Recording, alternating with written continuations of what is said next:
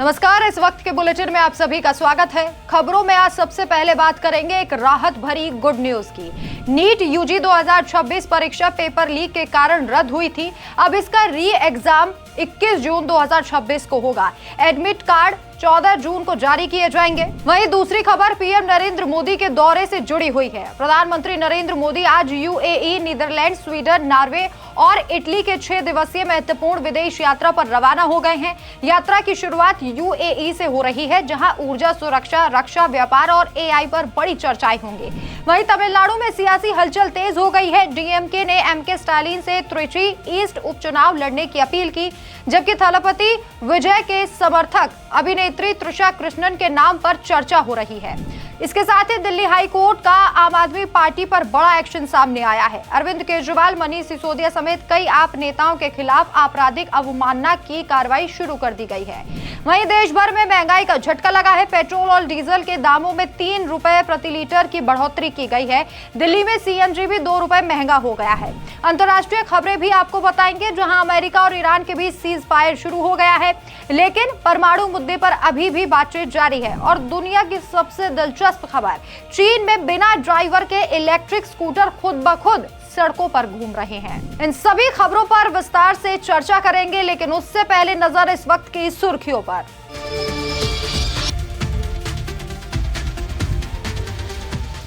NEET 2026 रद्द होने के बाद अब री एग्जाम की तारीख घोषित। परीक्षा 21 जून 2026 को होगी। एडमिट कार्ड 14 जून को जारी किए जाएंगे।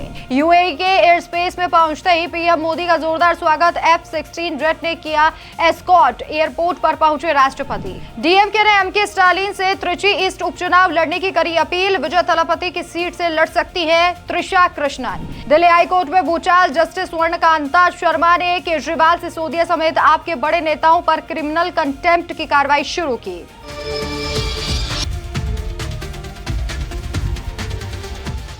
चलिए अब खबरें विस्तार से। नीट यूजी 2026 परीक्षा पेपर लीक के कारण रद्द कर दी गई थी। एनटीए ने नई तारीख घोषित कर दी है। री एग्जाम 21 जून 2026 को होगा। एडमिट कार्ड 14 जून को जारी किए जाएंगे। री एग्जाम के लिए कोई अतिरिक्त फीस नहीं लगेगी और छात्र अपनी पसंद का शहर चुन सकेंगे। केंद्रीय शिक्षा मंत्री धर्मेंद्र प्रधान ने प्रेस कॉन्फ्रेंस में ये घोषणा की है कि अगले साल यानी कि 2027 से नीट की परीक्षा पूरी तरह से कंप्यूटर बेस्ड ऑनलाइन होगी। OMR शीट की जगह छात्र कंप्यूटर पर परीक्षा देंगे, जिससे पारदर्शिता बढ़ेगी और लीक की आशंका कम होगी। मंत्री ने कहा कि छात्रों का भविष्य सर्वोपरि है। अनियमितताओं पर जीरो टॉलरेंस की नीति अपनाई जाएगी।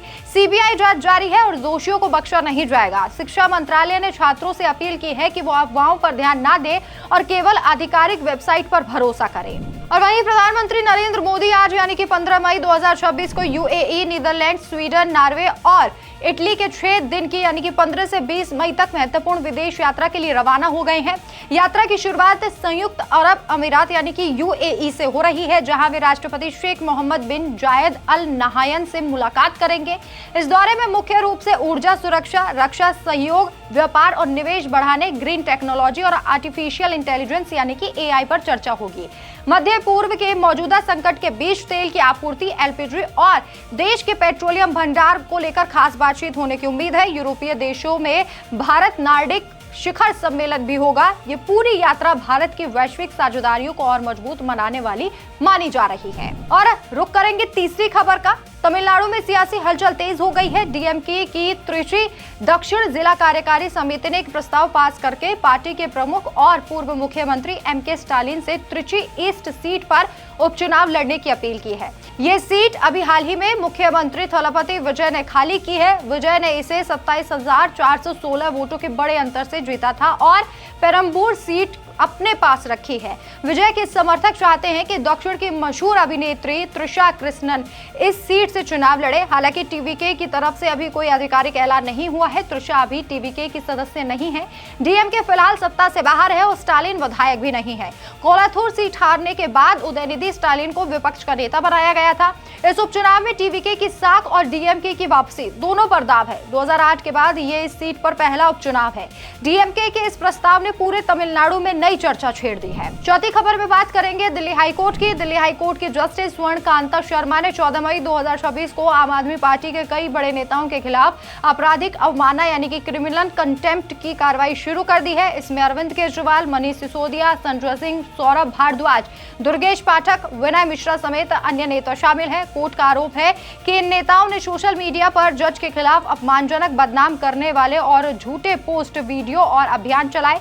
जस्टिस शर्मा ने कहा कि यह सुनियोजित कैंपेन था जिसमें न्यायपालिका को बदनाम करने की कोशिश की गई। उन्होंने साफ कहा कि मैं धमकियों से नहीं डरूंगी। कोर्ट ने यह फैसला भी किया है कि अब शराब नीति मामले में सीबीआई की अपील दूसरी बेंच सुनेगी। जस्टिस शर्मा अब सिर्फ अवमानना के मामले की सुनवाई करेंगी। यह कार्रवाई शराब नीति घोटाले से जुड़ी है जिसमें ट्रायल कोर्ट ने सभी आरोपियों को पहले बरी कर दिया था। पांचवी खबर में बात करेंगे पेट्रोल और डीजल की बढ़ती हुई कीमतों की। देश भर में पेट्रोल और डीजल की कीमतों में 3 रुपए प्रति लीटर की बढ़ोतरी हुई है। इस बढ़ोतरी का मुख्य कारण स्ट्रेट ऑफ हॉर्मुज का संकट और अंतर्राष्ट्रीय बाजार में कच्चे तेल की कीमतों में उछाल है। हॉर्मुज संकट के चलते तेल की आपूर्ति प्रभावित हुई जिससे वैश्विक स्तर पर तेल महंगा हो गया। भारत जैसे आयातित तेल पर निर्भर देशों में इसका सीधा असर पेट्रोल और डीजल की कीमतों पर पड़ा है। दिल्ली में सीएनजी की कीमत भी 2 रुपए प्रति किलोग्राम बढ़ गई है। ये बढ़ोतरी 15 मई से लागू हो जाएगी। कई राज्यों में पेट्रोल अब 100 रुपए प्रति लीटर के करीब पहुंच गया है। आम लोगों, खासकर मध्यम वर्ग और परिवहन क्षेत्र पर इसका बड़ा असर हो रहा है। सरकार और तेल कंपनी अंतर्राष्ट्रीय बाजार की स्थिति पर नजर रखे हुए हैं और विशेषज्ञों का कहना है कि अगर हॉर्मुज संकट जल्द सुलझा तो कीमतें स्थिर हो सकती है। फिलहाल उपभोक्ताओं को महंगाई का थोड़ा अतिरिक्त बोझ उठाना पड़ रहा है। छठी खबर, अंतर्राष्ट्रीय खबर आपको बताते हैं। अमेरिका और ईरान के बीच चल रहे विवाद में सीज फायर यानी कि युद्ध रोकने का समझौता हो गया है, लेकिन अभी पूरी शांति का समझौता नहीं हुआ है। ईरान अपने परमाणु कार्यक्रम में यूरेनियम संवर्धन जारी रखना चाहता है जबकि अमेरिका इसे पूरे तरीके से बंद करने की मांग कर रहा है। अमेरिका ईरान से अपना ज्यादा संबंधित यूरेनियम स्टॉक बाहर भेजने को कह रहा है। ईरान ने कुछ छूट देने के संकेत दिए हैं लेकिन पूरी तरह संवर्धन रोकने से मना कर दिया है। स्ट्रेट ऑफ हॉर्मुज खोलने और प्रतिबंध हटाने जैसे मुद्दों पर बातचीत चल रही है। फिलहाल युद्ध रुका है लेकिन दोनों देशों के बीच पूर्ण समझौता अभी बाकी है। और अब एक अनोखी तस्वीर, वायरल वीडियो आपको दिखाते हैं। चीन की सड़कों पर एक नई तकनीक देखने को मिल रही है।